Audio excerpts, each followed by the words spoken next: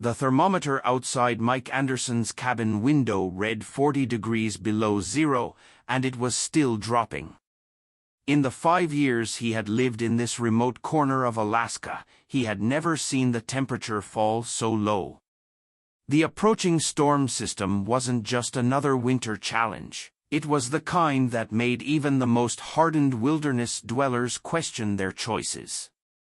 Deep in the heart of Alaska's wilderness, where the nearest town was a 4-hour drive away, his cabin stood as a solitary outpost against the unforgiving landscape.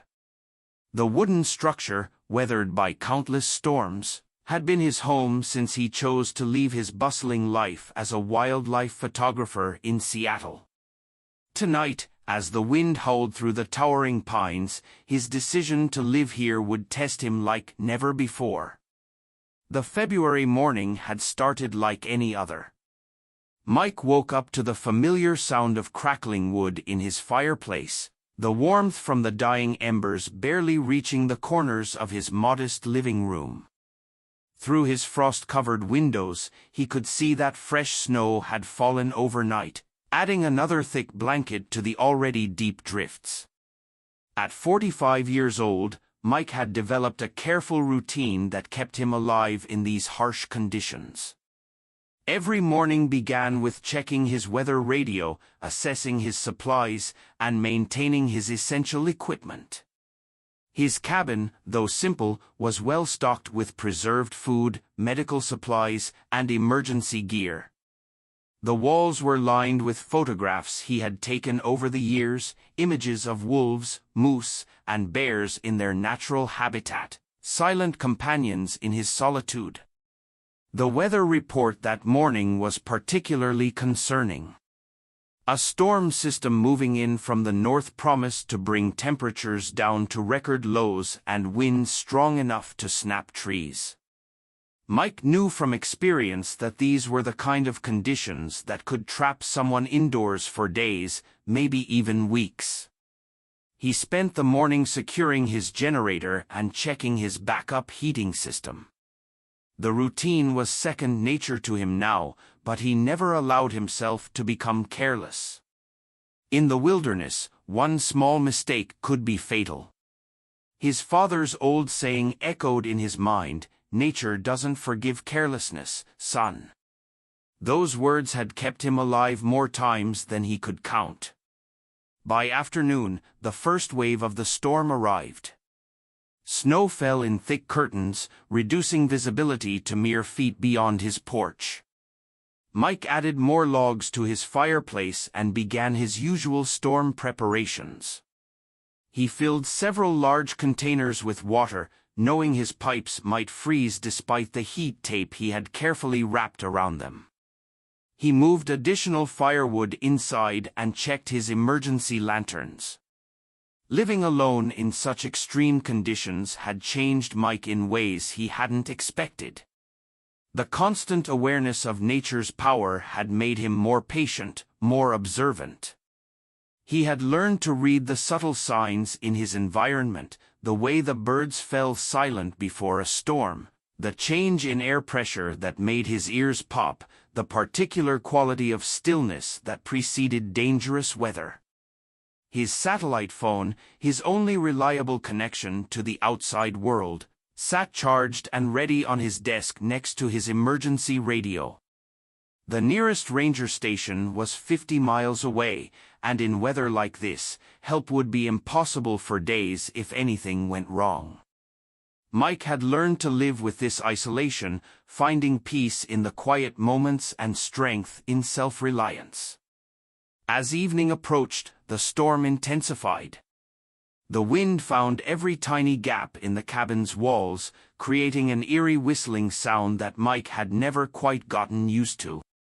He prepared a simple dinner of canned soup and bread, conserving his fresh supplies for what might be a long stretch indoors. What happened next would challenge everything he knew about survival in the wilderness.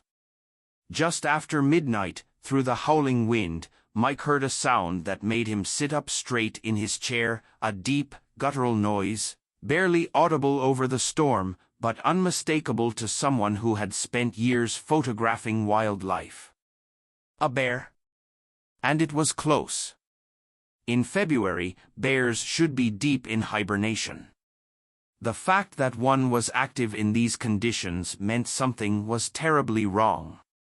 Mike grabbed his flashlight and approached his window cautiously. The beam cut through the swirling snow, but visibility was still poor. The temperature display now showed 45 below zero, and the wind chill made it feel even colder. Then he saw them. 3 dark shapes moved through the whiteout, their forms barely visible against the snow, a mother bear and 2 cubs. Their movements were slow and labored. Even from inside, Mike could see they were struggling. The mother bear's usual powerful stride was reduced to an exhausted shuffle, and the cubs huddled close to her, fighting against the brutal wind.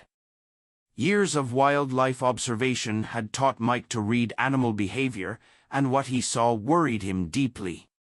The mother bear was desperate. No animal would willingly expose their cubs to these conditions unless they had no choice. Something must have disturbed their den, forcing them out into the killing weather. The bears moved closer to his cabin, seeking shelter from the relentless wind. In the beam of his flashlight, Mike could see ice forming on their fur. The cubs were shivering violently, their small bodies not built to withstand such extreme cold. The mother bear's movements became increasingly unsteady, her strength visibly failing. Mike's heart raced as the bears approached his porch. This was exactly the kind of situation every wilderness safety guide warned against. Bears near human structures were dangerous under normal circumstances, but these circumstances were far from normal. A desperate mother bear might try anything to protect her cubs from the cold. Through the window, Mike could now see the bears clearly. The cubs were much smaller than they should be, probably born late in the season. Their chances of survival in these conditions were slim to none. The mother bear began pawing at the snow near his porch, attempting to create some form of shelter, but the wind whipped away any progress she made. The temperature continued to drop. Mike's thermometer now refused to give a reading, the liquid had frozen solid inside. The wind grew stronger, and he could see the larger bear trying to shield her cubs with her body, but it was a losing battle. One of the cubs stumbled, falling into the deep snow. The mother bear gently nudged it back up, but Mike could see its movements becoming slower, more uncoordinated. Time was running out. The bears had been struggling for almost an hour now, and their condition was deteriorating rapidly. The second cub collapsed, and this time, getting back up took longer. The mother bear's attempts to help became weaker, her own strength fading. She let out another low moan, a sound filled with desperation that cut through the howling wind and straight to Mike's core. Mike found himself pressed against the window, his breath fogging the glass. He had photographed hundreds of bears in his career, documented their behavior, their struggles, and their triumphs. But he had never seen anything like this. The cold was killing them, slowly but surely, right in front of his eyes. The bears were now huddled directly against his porch, their last attempt to find any protection from the wind. The cubs were barely moving, and the mother bear's eyes were glazing over, the cold overwhelming even her massive body. In the beam of his flashlight, Mike could see their shivers becoming less frequent, a dangerous sign of hypothermia. His hand rested on his cabin door handle. Everything he knew about wilderness safety, every rule he had followed for years, told him to stay inside. But as he watched the family of bears slowly freezing to death on his porch, another voice inside him grew stronger. A voice asked what the value of survival rules was when weighed against dying creatures who needed help. The bears were no longer moving much at all. The cubs lay curled up against their mother, who had positioned herself between them and the wind. Her eyes met Mike's through the window, and in that moment, he saw something that shook him to his core. There was no aggression in that gaze, no wild fury, only exhaustion, desperation, and something that looked eerily like resignation. Time seemed to freeze along with the world outside as Mike stood with his hand on the door handle. Every survival instinct screamed at him to stay inside.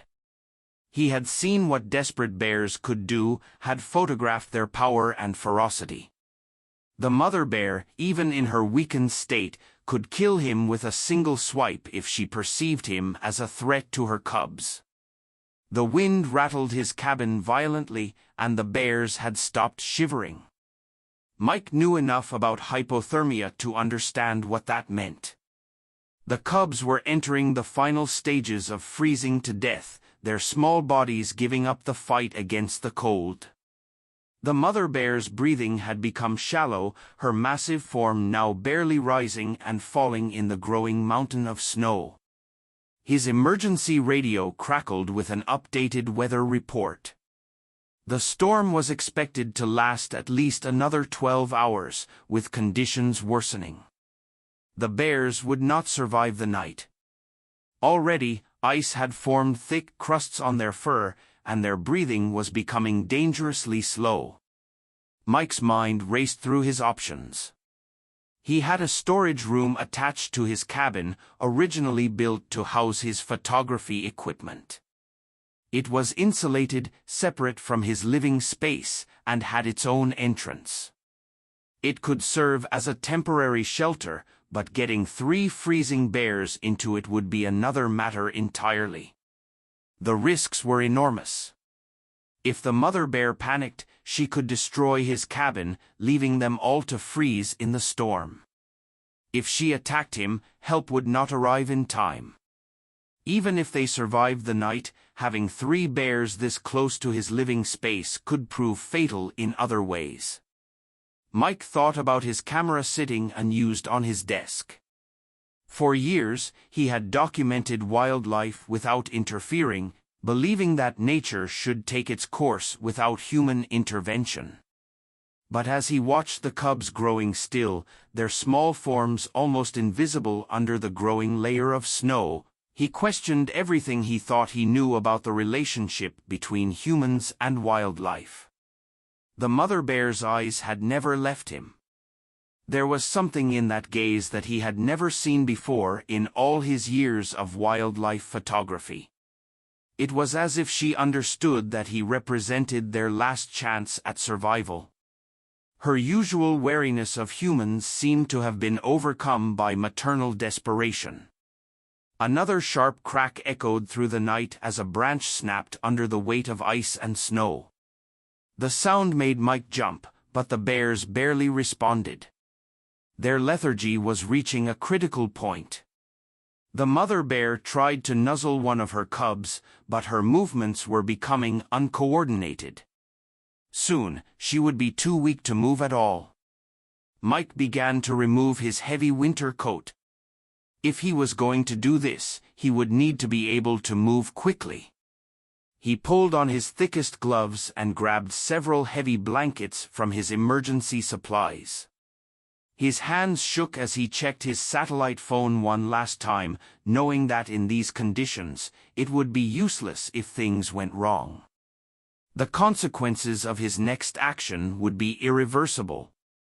Opening that door would break every rule of wilderness safety he had lived by. It went against his training, his experience, and basic common sense. But as he watched another shuddering breath leave the mother bear's body, he realized that sometimes survival required more than just following rules. He thought about his father's words again, nature doesn't forgive carelessness. But was it carelessness to try to save a dying family? Was it reckless to risk everything to prevent the deaths of 3 magnificent creatures? The line between wisdom and foolishness had never seemed so thin. The cubs had stopped moving entirely now. Only the slight rise and fall of their chests showed they were alive. The mother bear's eyes were beginning to close, her massive body slowly slumping into the snow. The cold was winning its battle against even her incredible strength. In a few more minutes, it would be too late to do anything at all. Mike took a deep breath and began his final preparations. He turned up all his heating units, creating as much warmth as possible in the storage room. He positioned the blankets near the door where he could reach them quickly. His hands moved steadily now, purpose replacing uncertainty. The mother bear watched his movements through the window, her gaze following him as he worked. There was an intelligence in those eyes that spoke of understanding, of awareness that transcended the usual barriers between humans and wildlife. In that moment, Mike saw not a dangerous predator but a mother fighting with her last breath to protect her children. The wind howled louder, and the temperature continued its merciless descent. Mike's clock showed just past 2 in the morning, the darkest hour of the night when the cold was at its most brutal. Everything he knew about bears, about survival, about the proper way to handle wildlife encounters, was about to be put to the test. His hand returned to the door handle. Through the frosted glass, he could see the 3 bears, their forms growing fainter under the falling snow. The next few moments would either be the bravest or the last decision of his life. Mike took one final breath and turned the handle. The door opened with a creak that seemed deafening in the frozen night. The wind immediately rushed in, bringing with it a blast of snow and bitter cold that stung his face. The bears were just feet away, their bodies now half buried in the mounting snowdrifts. Moving slowly, deliberately, Mike stepped onto his porch. The mother bear's eyes flickered, registering his presence, but she made no aggressive movement. Her survival instinct seemed to be warring with her exhaustion. She lifted her head slightly, nostrils flaring as she caught his scent, but even this small movement seemed to drain her remaining energy. Speaking in low, soft tones, Mike began to clear a path from his porch to the storage room door. Every movement was measured, non-threatening. "It's all right," he found himself whispering, though he knew the bears couldn't understand his words. The mother bear watched him, her eyes showing more awareness now but still no aggression. The cubs hadn't moved. Their small bodies were almost completely covered in snow, and Mike could barely see their breathing. Time was running out. In this weather, even these few minutes of exposure were dangerous for him despite his protective clothing. He had to act now or abandon the attempt entirely. With trembling hands, Mike opened the storage room door wide. Warm air rushed out, creating a brief fog in the frigid night. The mother bear's head lifted higher, her nostrils working as she sensed the heat. It was the most movement she had shown in the last hour. Mike's heart pounded as he took the most dangerous step of all. He moved closer to the bears, blankets in his hands. The mother bear's eyes tracked his movement, but her usual protective instincts seemed dulled by the cold and exhaustion. When he was within a few feet, he gently tossed one of the blankets over the cubs. The thick wool covered their small bodies, and for a terrifying moment, the mother bear tensed. Mike held his breath, knowing his life hung on her next reaction. But instead of attacking, she slowly, painfully, began to nose the blanket around her cubs. Seeming to understand its purpose, Mike spread another blanket closer to the storage room door, creating a path of warmth. His fingers were starting to go numb, and he knew he couldn't stay out much longer. Everything would depend on the mother bear's next decision. She tried to stand, her legs shaking with the effort. The cubs remained motionless under the blanket. With gentle movements that belied her size, she attempted to nudge one of the cubs. It didn't respond. The second cub lay equally still. A sound of distress rumbled from her throat, a mother's fear for her children cutting through the howling wind. Mike made his final move. He stepped back, keeping his movements slow and deliberate until he stood near the storage room door. The warm air flowing out created a beacon in the darkness, a promise of survival. He waited, his heart thundering in his chest as the mother bear faced her own decision.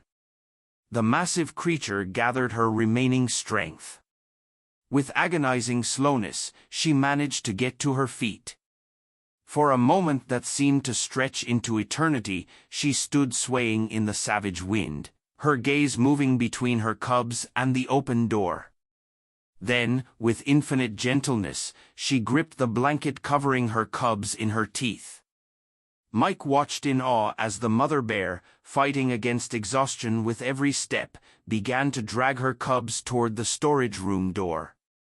The blanket helped them slide over the snow, but every movement clearly cost her precious energy. Her powerful muscles trembled with the effort, but her eternal instinct drove her forward. The distance was only a few yards, but it seemed like miles. Mike stood perfectly still, hardly daring to breathe as the bear family inched closer to safety. The wind grew stronger, nearly knocking him off his feet, but the mother bear pressed on, refusing to release her grip on the blanket that held her precious cargo. Finally, incredibly, they reached the door.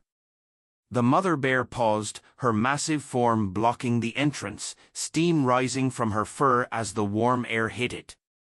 This was the moment of greatest danger. If she panicked now, in such close quarters, there would be no escape. But the bitter cold and her cubs' desperate need overcame her natural fear. With the last of her strength, she pulled her cubs over the threshold and into the warm room. Mike watched as the massive creature collapsed beside her children, her body curling protectively around them as warmth began to seep back into their frozen bodies. With infinite care, Mike closed the storage room door, his movements slow and deliberate. Through the door's small window, he could see the bear family huddled together in the warm space. The mother bear's eyes remained open, watching him, but the desperate tension in her body had begun to ease as the heat worked its way through her frozen fur. Over the next few hours, Mike kept vigil from his cabin, watching through the connecting window between his living space and the storage room. The storm outside reached its peak, rattling the walls of his cabin with unprecedented fury, but inside the storage room, a miracle was taking place. The cubs were the first to show signs of recovery. As their small bodies warmed, they began to stir. Their movements were weak at first, barely noticeable, but they gradually grew stronger. The mother bear, despite her own exhaustion, tenderly nuzzled each cub, encouraging them back to life. She never took her eyes off the window where Mike watched, but the look in them had changed, from desperate resignation to something that seemed almost like trust. By dawn, the cubs were awake and moving, their natural curiosity returning as they explored their temporary shelter. They stayed close to their mother, but their movements grew more playful with each passing hour. The mother bear remained alert but calm, seeming to understand that this strange situation was their salvation.